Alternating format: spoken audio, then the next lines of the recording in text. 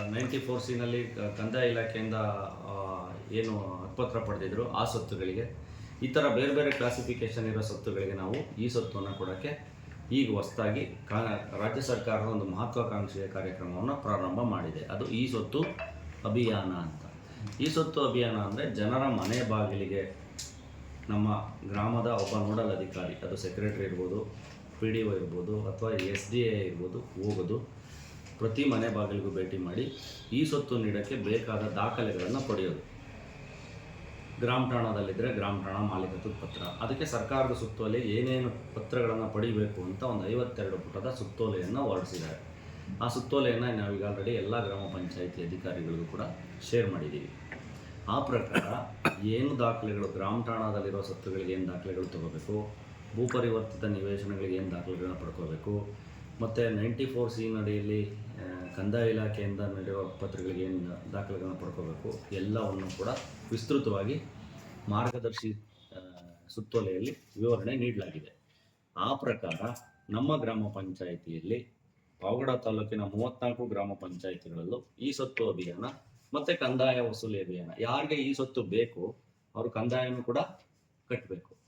ಕಂದಾಯನೂ ಕೂಡ ಕಟ್ಟಿ ಈ ಸ್ವತ್ತು ರಸೀತಿಯನ್ನು ಹಾಕಿದ್ರೆ ಅವ್ರಿಗೆ ಈ ಸ್ವತ್ತು ಕೊಡೋ ವ್ಯವಸ್ಥೆಯನ್ನು ಗ್ರಾಮ ಪಂಚಾಯಿತಿ ಸಿಬ್ಬಂದಿಗಳು ಮಾಡ್ತಾ ಇದ್ದಾರೆ. ಆದರೆ ಇದಕ್ಕೆ ಈ ಸ್ವತ್ತು ತಂತ್ರಾಂಶದಲ್ಲಿ ಬಹಳಷ್ಟು ಬದಲಾವಣೆಗಳನ್ನು ರಾಜ್ಯ ಸರ್ಕಾರ ಮಾಡಿದೆ, ಇನ್ನೂ ಮಾಡ್ತಾ ಇದೆ. ಮೋಸ್ಟ್ಲಿ ಈ ವಾರದ ಅಂತ್ಯಕ್ಕೆ ಈ ಸ್ವತ್ತು ತಂತ್ರಾಂಶದ ಪೂರ್ತಿ ಬೆಳವಣಿಗೆ, ಪೂರ್ತಿ ಬದಲಾವಣೆ ಆಗಿರುತ್ತೆ. ಅದನ್ನು ನಾವು ನಾಗರಿಕರಿಗೆ, ನಮ್ಮ ಸಿಬ್ಬಂದಿಗೆ ತರಬೇತಿ ಕೊಡ್ತಿದ್ದೀವಿ.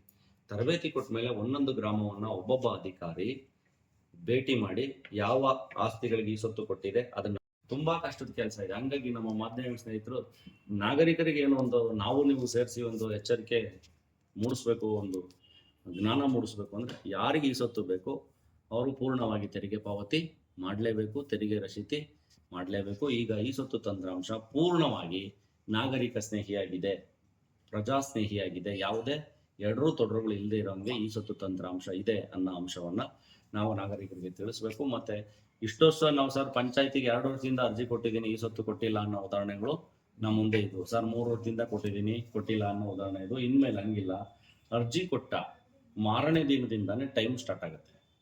ಅತ್ಲಾಗ 15 ದಿವಸದಲ್ಲಾಗಿ ಈ ಸ್ವತ್ತು ಅವನಿಗೆ ಕೊಡಬೇಕು. ಇಲ್ಲ ಈ ಸ್ವತ್ತು ಕೊಡೋಕ್ಕೆ ಯಾಕೆ ಸಾಧ್ಯ ಇಲ್ಲ ಅನ್ನೋದನ್ನು ಇಂಬರಹನಾದರೂ ಕೊಡಬೇಕಾಗತ್ತೆ. ಹೀಗಾಗಿ ತಂತ್ರಾಂಶದಲ್ಲೇ ಎಲ್ಲ ಸೊಮೋಟೋ ಪಾಸ್ ಆಗಿಬಿಡ್ತವೆ. PDO ಮಾಡಲಿಲ್ವಾ ಸೀದಾ ಈ ಅಧ್ಯಕ್ಷಗೆ ಹೋಗುತ್ತೆ, ಅಧ್ಯಕ್ಷ ಮಾಡಲಿಲ್ವಾ EO ಬಂದ್ಬಿಡುತ್ತೆ, EO ಮಾಡಲಿಲ್ವಾ ಡಿಮ್ ಟು ಬಿ ಅಪ್ರೂವ್ಡ್, ಮತ್ತೆ ಅಪ್ರೂವ್ ಆಗಿ SDA ಲಾಗಿನ್ಗೆ ಹೋಗುತ್ತೆ, ಅವನು ಪ್ರಿಂಟ್ ತೆಗೆದು ಕೊಡಬೇಕಷ್ಟೇ. ಆ ಲೆವೆಲ್ಗೆ ನಾವು ತಂತ್ರಾಂಶವನ್ನು ನಾಗರಿಕ ಸ್ನೇಹಿಯನ್ನಾಗಿ ಮಾಡಿದ್ದೀವಿ. ಈ ಬಗ್ಗೆ ವ್ಯಾಪಕ ಪ್ರಚಾರ ತಮ್ಮಿಂದ ಆಗಬೇಕು ಅಂತ ಹೇಳ್ತಾ ನಾನು ಈ ತಮ್ಮ ಜೊತೆ ಒಂದು ಸಂವಾದ ಕಾರ್ಯಕ್ರಮವನ್ನು ಇಟ್ಕೊಂಡಿದ್ದೇನೆ.